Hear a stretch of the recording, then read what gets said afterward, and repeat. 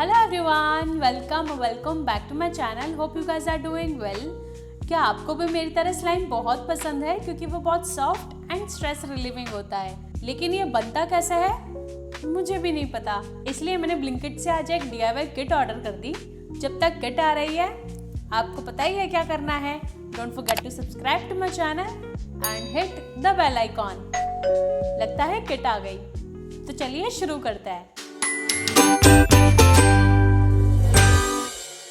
तो ये है हमारा DIY स्लाइम किट। इसमें निकलने वाले हैं कई सारे प्रोडक्ट्स। चलिए देखते हैं क्या क्या निकलने वाला है। सबसे पहले slime glue, slime activator, dye, measuring cup, wooden sticks, containers, balls,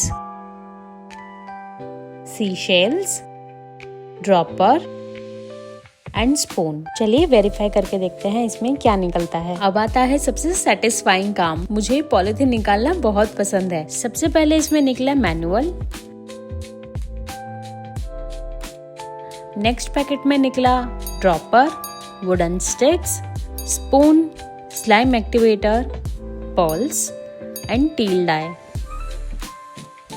फिर है ये containers, clear glue, disposable bowls, measuring cup, sea shells और ये टोटल 3 कंटेनर्स थे। तो चलिए स्लाइम बनाना शुरू करते हैं। सबसे पहले मेजरिंग कप में 100 ml हॉट वाटर लेंगे। इसे बोल में ट्रांसफर करके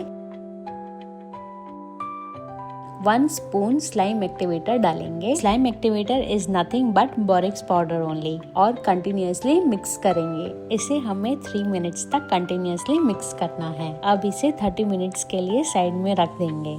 नाउ मेजरिंग कप में 10 ml स्लाइम ग्लू लेकर 20 ml नॉर्मल वाटर डालेंगे और इसे 30 सेकेंड्स तक अच्छे से मिक्स करेंगे। इस मिक्सचर को एक बोल में ट्रांसफर करके इसे भी 30 मिनट्स के लिए साइड में रख देंगे। तब तक अपना फेवरेट कलर कमेंट कर दो।